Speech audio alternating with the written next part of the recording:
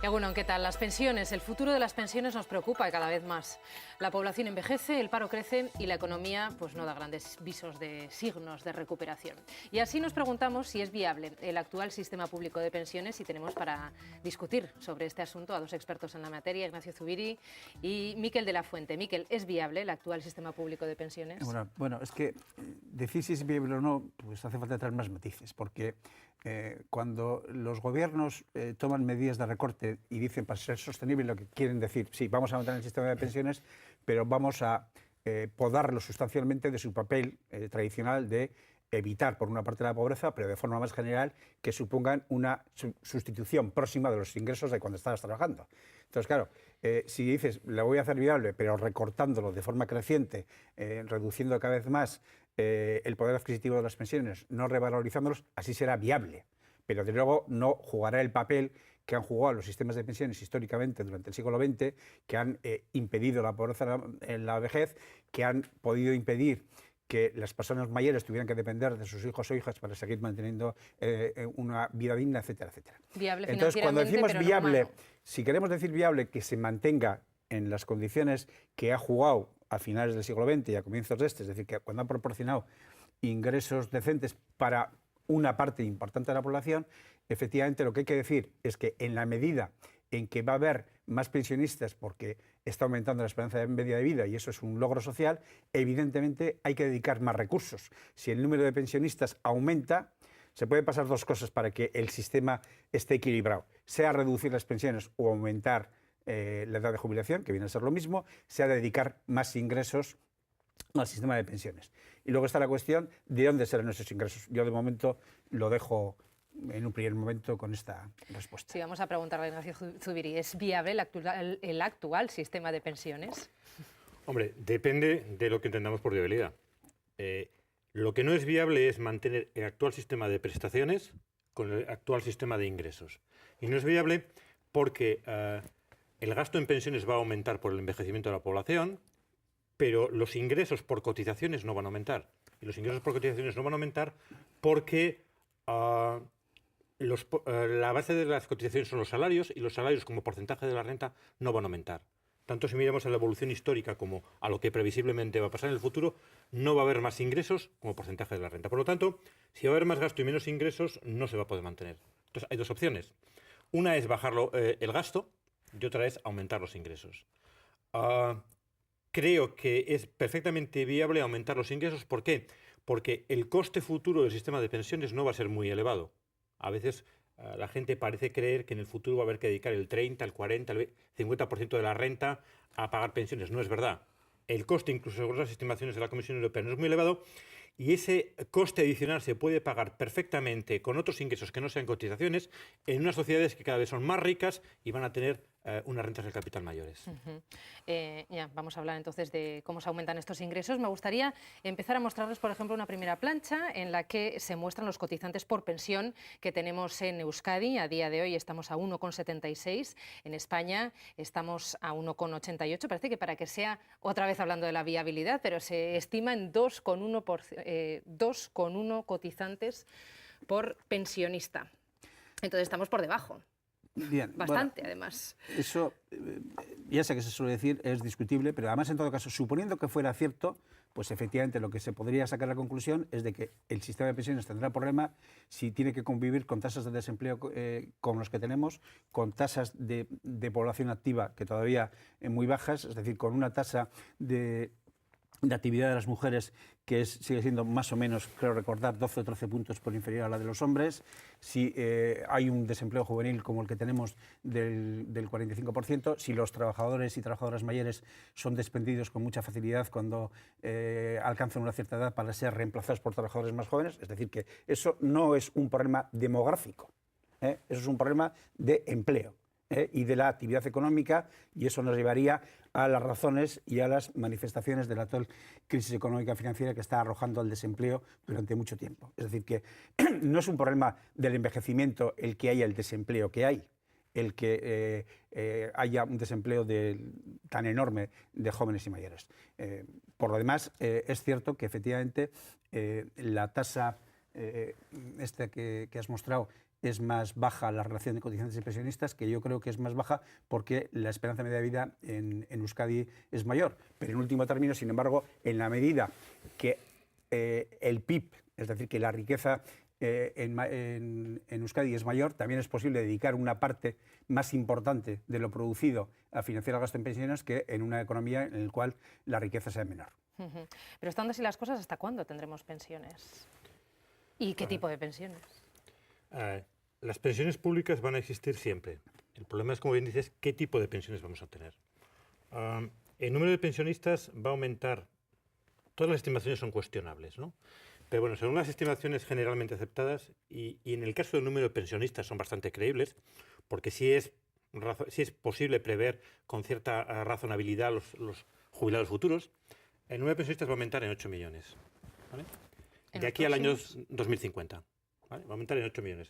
Esto significa que con un ratio que también es el razonable para mantener las pensiones de 2:1, habría que crear 16 millones de empleos adicionales a los actuales de aquí al año 2050. Lo cual, sinceramente, dado que España históricamente ha sido incapaz de crear empleo, me parece una cifra muy difícil de alcanzar. Entonces, ¿qué hacemos? Bueno, entonces, ¿qué hacemos? Hay dos soluciones. Solución 1, que es la que se ha hecho en la reforma del año 2011, que es la más simplista, es bajemos los gastos. Es decir, como hay menos ingresos, bajemos los gastos. En la reforma del año 2011, más o menos, la pensión media, definida como lo que se cobra cada año por el número de años que se cobra, tomando en cuenta no solamente que lo que tú cobras cada año, sino el número de años que vas a estar jubilado, ha bajado en un 20%. Para que el sistema sea sostenible con el sistema actual de cotización, probablemente va a tener que bajar otro 20%. Es decir, tendremos unas pensiones que son un 20% a más bajas. Parte porque se cobraría durante menos años, parte porque sería más baja. Solución 2, que realmente se aumenten los ingresos del sistema. Porque aunque no se pueda crear tanto empleo, nadie discute que la renta per cápita va a aumentar. ¿Qué significa esto? Significa que el salario medio va a aumentar mucho, va a aumentar mucho en proporción a la pensión media, y además las rentas del capital van a aumentar. Entonces, lo que no es razonable es empeñarse en que las pensiones se tienen que financiar con cotizaciones. En una economía en la cual la renta per cápita aumenta, en una economía en la cual la participación de las rentas no salariales aumenta, ¿por qué no va a ser legítimo utilizar parte de esos ingresos, de esa renta, para financiar las pensiones? Especialmente cuando los impuestos o emisión de deuda adicional que serían necesarios no son muy elevados. Es decir, que bastaría recaudar, por ejemplo, por cotización, incluso por cotizaciones, menos de lo que hoy recauda Francia, menos de lo que hoy recauda Italia, para que el sistema de pensiones español fuera sostenible en las condiciones actuales. O sea, más impuestos.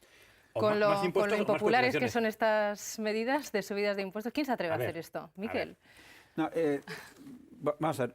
Primero una pequeña puntualización, pequeña, en relación con lo que ha dicho de las previsiones del recorte de las pensiones que se derivan de la Ley 27/2011 y las que van a surgir ahora de la reforma en curso.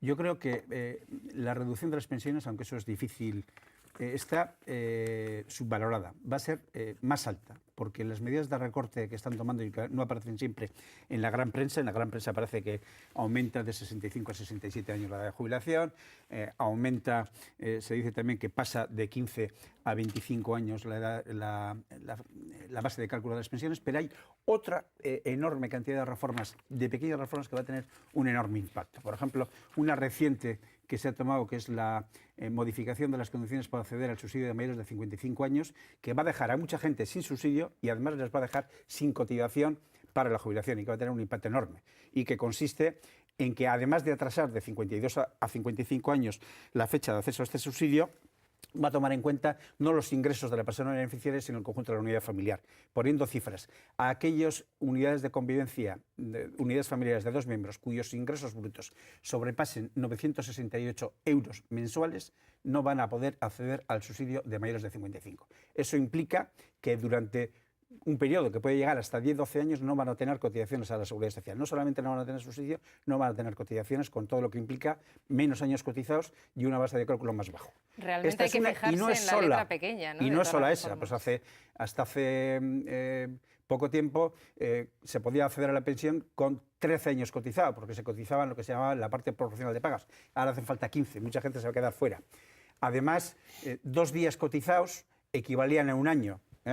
Cuando era el último tramo, es decir, cuando tenías 34 años y 10 días, era lo mismo que 35 años. Ahora hace falta 35. Eso implica un porcentaje que puede dar un 2%. Y otras muchas, como la sustitución de los periodos sin cotizar. Bueno, es decir, hay un conjunto de medidas, que muchas de las cuales pasan desapercibidas porque no parecen suficientemente destacadas, que van a tener un enorme impacto, además de las que se preparan ahora.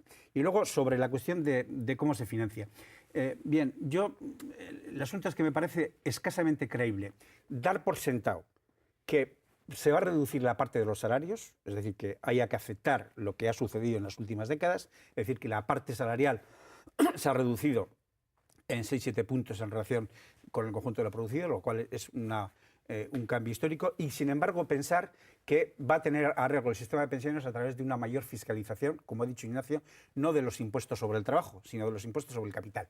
Del punto de vista técnico es posible, del punto de vista social y político, a mí me extraña que el conjunto de la clase empresarial que está logrando reducir la parte de los salarios, sin embargo, vaya a aceptar un aumento de la fiscalidad, cuando es sobradamente conocido el panorama fiscal que tenemos, con una fraude fiscal masivo, con paraísos fiscales, etcétera, etcétera. Nada que no sepamos y que está en el orden del día. Me parece escasamente creíble. Por esa razón, compartiendo de que es necesario dedicar más ingresos, pues yo creo que más ingresos se puede dedicar, sea aumentando los tipos de cotización a cargo de las empresas, sea ensanchando las bases de cotización al conjunto del valor añadido de las empresas, que sería una medida algo más próxima a lo que defiende Ignacio. Y alargar la vida laboral, bueno, Ignacio. No, yo quería hacer dos matizaciones. Primero, el coste total del sistema de pensiones se va a reducir en un 20% con la reforma del 2011.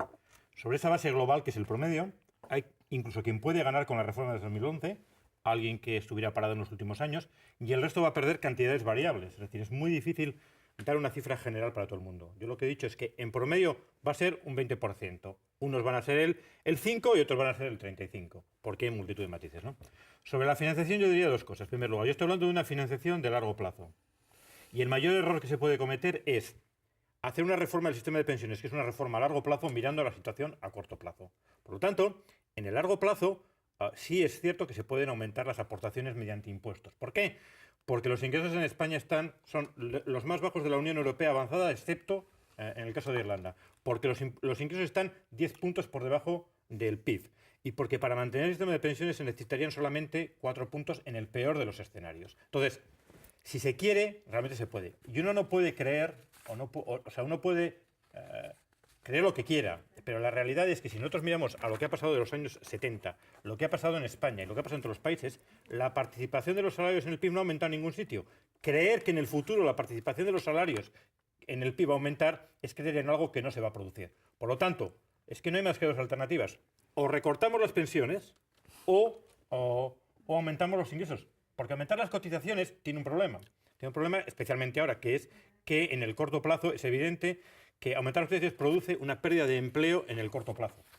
En el largo plazo, no, en el corto plazo. Por lo tanto, es muy complicado en un país como España, en el cual históricamente las tasas de empleo han sido muy, muy altas, pues aumentar unas cotizaciones que, por otro lado, es verdad que no son las más altas de Europa, las cotizaciones a cargo del empresario, pero están entre las más altas. Estamos viendo las pensiones en Europa en el año 2010. Gasto en pensiones en porcentaje del PIB. Bueno, España está bastante de las últimas, porque has mencionado el caso de Irlanda, pues Irlanda sería como un 7 y bueno, pues le sigue a la cola. Ahora que estamos mirando ese España. cuadro, ¿sabes cuál es el gasto estimado sin aplicar el factor de sostenibilidad por la Unión Europea para España en el máximo histórico?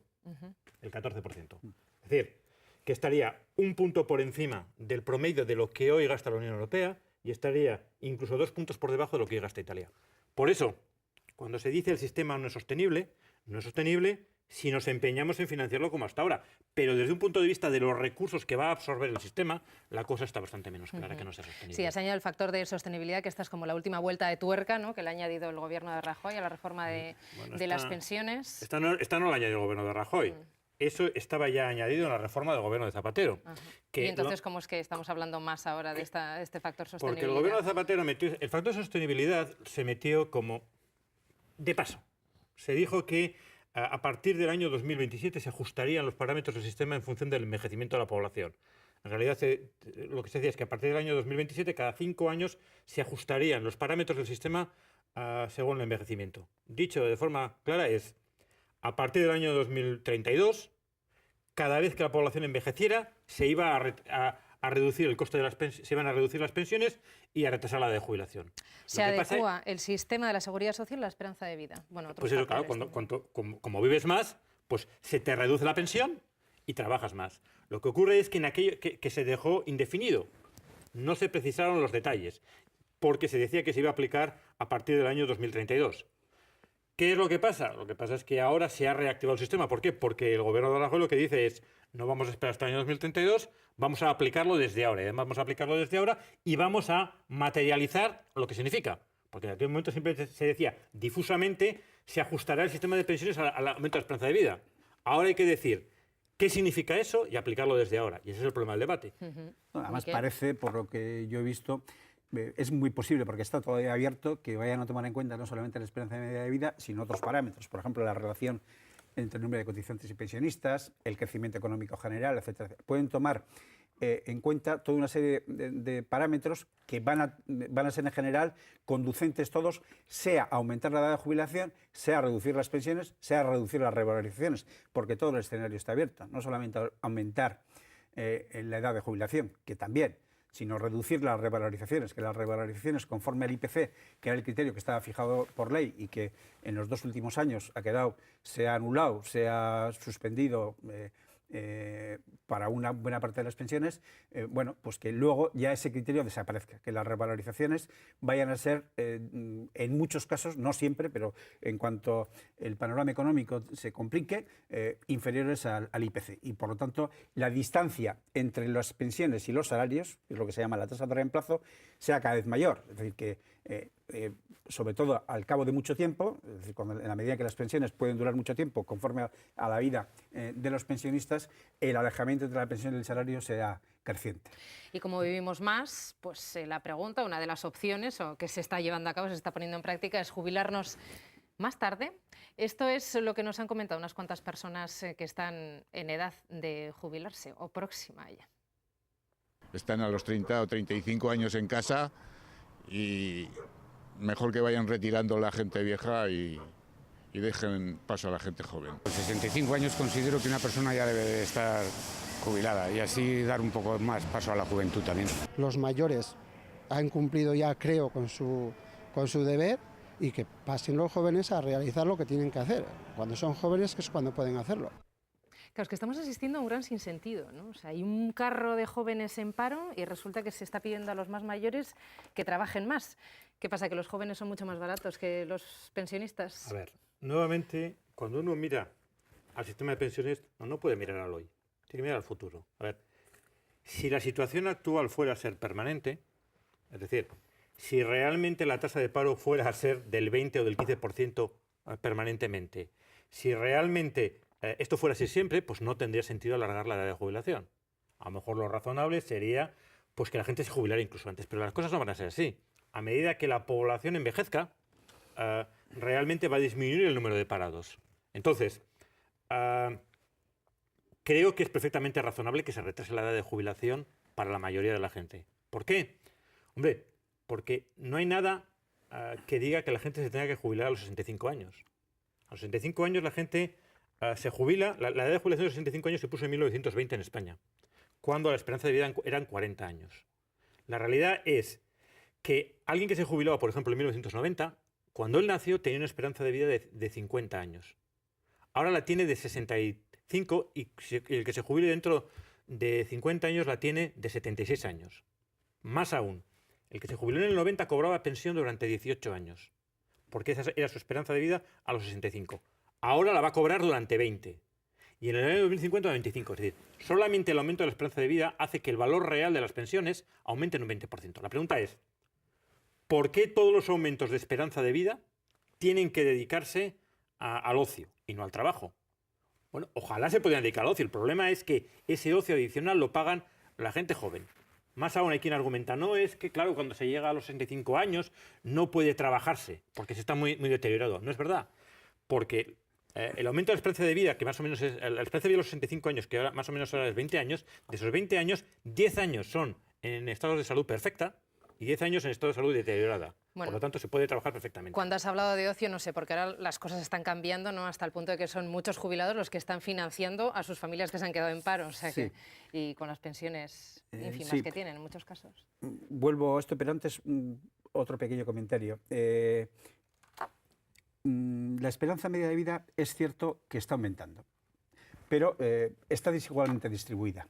Y en muchos casos ocurre que aquella gente que ha tenido peores trabajos y que puede tener carreras de cotización más largas, porque ha accedido a trabajar a edades muy tempranas y que son los que se están jubilando ahora, por cierto, esa gente va a vivir menos. Es decir, hay estudios, lo que pasa es que desgraciadamente no todo lo precisos que había, porque algunos temas no se investigan mucho porque los resultados que pudieran dar no agradarían mucho al poder, pero la esperanza media de vida que se ha medido en Europa puede hacer diferencias de hasta 8 o 10 años entre directivos de grandes empresas y trabajadores manuales y de forma general aquellos que han tenido peores condiciones de trabajo. Es que fíjate, o sea, hemos estado viendo las pirámides demográficas, ¿no? Bueno, en 1900 era un triángulo perfecto, por decirlo de algún modo, ¿no? Pero es que ahora ya es como que se está invirtiendo. Pero insisto que esto es muy importante, la esperanza media de vida está desigualmente repartida.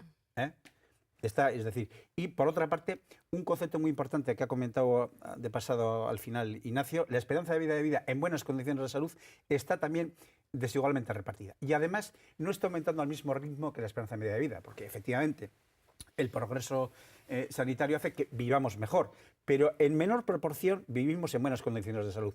Con lo que, si el derecho al descanso, que es el fundamento de la jubilación, se atrasa, se van a perder los primeros años que suelen ser los mejores para disfrutar de la jubilación. O sea que por eso yo creo que la cosa tiene bastantes implicaciones. Es decir, que igual en el futuro haya que plantearse el atraso de la jubilación, no lo sé. Pero en estos momentos se está planteando hoy, con el desempleo que tenemos, cuando mucha de la gente jubilada tiene una vida laboral que ha realizado en condiciones muy duras, que empezó a trabajar a edades muy tempranas y, por lo tanto, para esa gente, proponer atrasar la de jubilación en estos momentos es un verdadero estropicio. O si no hacer jubilaciones activas, esto de los mini-jobs para jubilados, por ejemplo, ya se está haciendo en Alemania. ¿Qué os parece? Bueno, yo creo que lo primero que a la hora de preguntarnos a qué edad se debe jubilar la gente, dejando razones biológicas que creo que están ampliamente superadas, es decir, no hay ninguna razón biológica por la cual la gente se tenga que jubilar a los 65, lo que nos tenemos que preguntar es ¿a qué tiene derecho la gente? ¿A qué tiene derecho un trabajador? Mi opinión es que un trabajador tiene derecho a recibir unas pensiones similares a las que él está ayudando a pagar con su trabajo. Entonces, si él está ayudando a pagar unas pensiones que duran 20 años, no sé muy bien por qué, sobre la faz de la Tierra va a tener derecho a cobrar pensiones durante 25 años, cuando físicamente, con las diferencias que quieras, puede trabajar y lo único que vamos a ver es que lo paguen los demás. Sobre los minijobs lo que diría es que compatibilizar el trabajo con las pensiones es simplemente una vía. Eso sí que es una vía de conseguir trabajos baratos para gente mayor. Y no me parece razonable. Es decir, si tú crees que la gente ha llegado a un momento en el que tiene que jubilarse, lo que no puedes hacer es, para intentar pagar menos pensiones, decirle que trabaje más barato, entre otras cosas porque eso sí que va a tirar hacia abajo determinados precios y va a tener efectos externos, efectos sobre el mercado de trabajo no deseables. Entonces yo creo que los minijobs no son una alternativa razonable. Sí, en estos momentos aumentar la edad de jubilación para la mayoría de la gente no significa que va a seguir trabajando sin más. Es decir, para algunos sí, y además en malas condiciones, porque el discurso del envejecimiento activo es hasta ahora poco más que un discurso. Es decir, no está habiendo una política de readecuación formativa, tecnológica, de condiciones de trabajo para que desaparezca la penosidad para aquella gente que tiene ya una carrera laboral y una edad y un cierto tipo de problemas físicos. Es decir, que por una parte no hay una política de envejecimiento activo, sino que más bien es una cobertura ideológica con poca precisión. De hecho, hay un plan español que se llama 55 y más, que prácticamente es desconocido, que es una señal de que tiene poca eficacia normativa, poca financiación, etcétera, etcétera.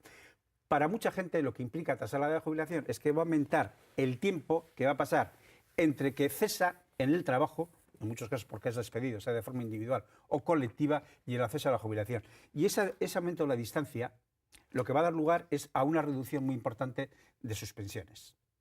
Es decir, que el atrasar la edad de jubilación no es, sin más, seguir trabajando más. Para algunos sí, Para alguna gente va a seguir trabajando más en no muy buenas condiciones, pero para otros y otras va a significar un empeoramiento sustancial de sus pensiones futuras. Todas las medidas que se están adoptando, las reformas, ¿están hechas para, digamos, facilitar o que tenga cada vez más, digamos, más peso el sistema privado de pensiones?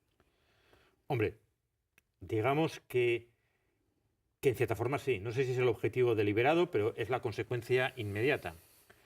Si tú tienes un sistema público de pensiones al cual los ingresos los mantienes constantes, ¿vale? Y te está aumentando el gasto, tú puedes hacer lo que te dé la gana, pero cualquier reforma del sistema de pensiones va a ser reducir las pensiones públicas. Se la puedes vestir como quieras, pero al final lo que se está haciendo es reducir las pensiones públicas. Y al reducir las pensiones públicas, pues sí que se está incentivando la compra de pensiones privadas. Sorprendentemente, a través de los impuestos, porque claro, lo que para mí es difícil de entender es que si estamos diciendo que no hay dinero para el sistema público de pensiones, resulte que sí lo haya para incentivar fiscalmente el sistema privado de pensiones. No entiendo por qué se tiene que pagar que la gente compre pensiones privadas por encima de lo que el sistema público considera razonable. Por ejemplo, en el País Vasco, los incentivos a los planes privados de pensiones cuestan casi el 10% de la recaudación del IRPF, que no es una cuestión baladí. Entonces, los sistemas privados de pensiones además tienen otro problema. El sistema privado de pensiones, si ha demostrado algo, es que es incapaz de sostener las pensiones de la jubilación. Porque un sistema privado de pensiones se dice, es que es rentable. Bueno, para que un sistema privado de pensiones sea rentable tiene que invertirse con riesgo, tiene que invertirse en bolsa.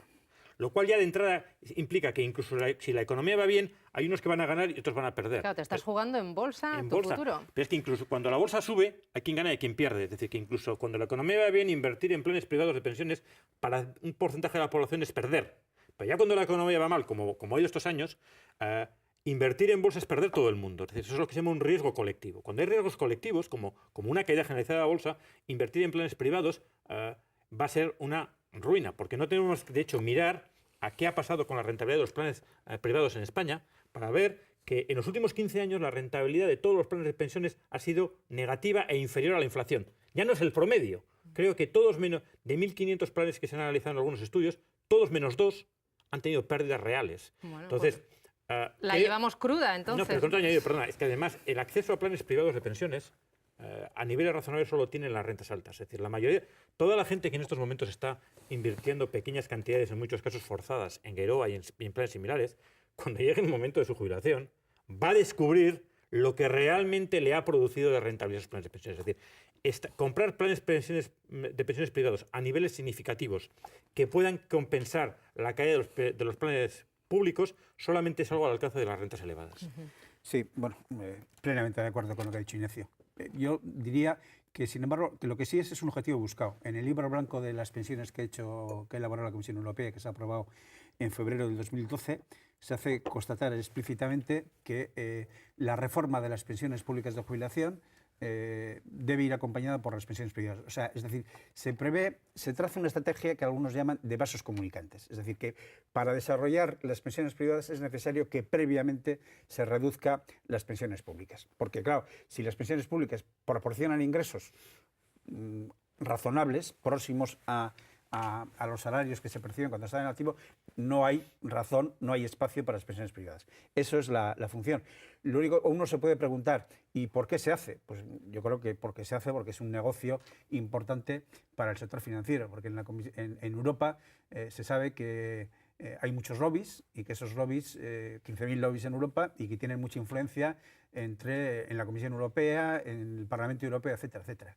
Y pasa eso. Y efectivamente, un poco en el sentido que decía Ignacio, cuando en el 2008 los fondos de pensiones de la OCDE cayeron el 20%, eso implicó que la gente que se jubilaba en ese año, para eso la pérdida es definitiva. Aunque luego haya una recuperación, que pueda haberla o no, para quien se jubile en ese momento, la pérdida no tiene arreglo. Es decir, en definitiva, jugar las pensiones a la bolsa pues no es un buen negocio, porque las pensiones de la Seguridad Social deben proporcionar seguridad, y seguridad es incompatible con la especulación bolsista. Bueno, estamos ya casi fuera de tiempo, pero me gustaría, así como a modo de resumen, ¿no?, en defensa ambos del sistema público de pensiones, ¿en qué nos tendríamos que fijar? O prioridad número 1, ¿cuál tendría que ser? Bueno, yo creo que quien quiera defender el sistema público de pensiones debe fijarse en el lado de ingresos, ¿vale? Porque todo un sistema de pensiones son dos cosas. Es un sistema de ingresos y una regla de distribución de los ingresos. Entonces, si tú no cambias los ingresos, puedes hacer lo que te dé la gana, pero cualquier reforma que hagas va a ser reducir las pensiones. Creo que lo que hay que hacer es diseñar esquemas que aumenten los ingresos.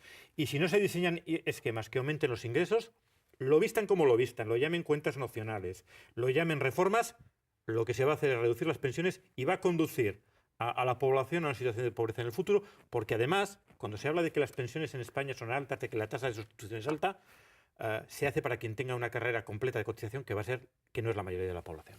Miquel. Sí, de acuerdo. Es decir, que si damos por sentado que hay que evitar el recorte de los gastos, porque las pensiones hoy por hoy no son, contrariamente a lo que se dice, la fórmula teórica puede que no sea demasiado mala, pero la práctica está muy mediatizada por todas las precariedades del mercado laboral que hacen que den lugar a que las pensiones son mucho más bajas de media que lo que teóricamente diría la fórmula. Por ejemplo, son mucho más bajas en el caso de las mujeres, todavía en un porcentaje mayor que la diferencia salarial. Si la diferencia salarial media puede ser el 20% entre hombres y mujeres, la diferencia salarial en pensiones es del 40% o más, porque a la diferencia salarial se unen duraciones inferiores de la vida laboral, de la cotización. Pues bien, además, volviendo un poco a la idea de las pensiones privadas, una sustitución parcial del sistema público por el sistema privado daría lugar a que las pensiones de las mujeres, que ya son sustancialmente inferiores a las de los hombres en el sistema público, serían todavía más bajas. ¿Por qué? Porque en los sistemas privados se toma en cuenta la esperanza de vida, que en el caso de las mujeres es más alta, para reducir todavía más las pensiones. Otra razón más para evitar los sistemas privados de pensiones. Bueno, pues muchísimas gracias a los dos, Ignacio y Miquel, por habernos ayudado a reflexionar. Podríamos seguir el largo y tendido, pero el tiempo de cada programa manda. Muchas gracias, esperemos que haya sido de su interés. Y bueno, pues lo dicho, es que ricasco, vi hoy. Y nada, pues nos vemos mañana. Gracias por estar ahí, Agor.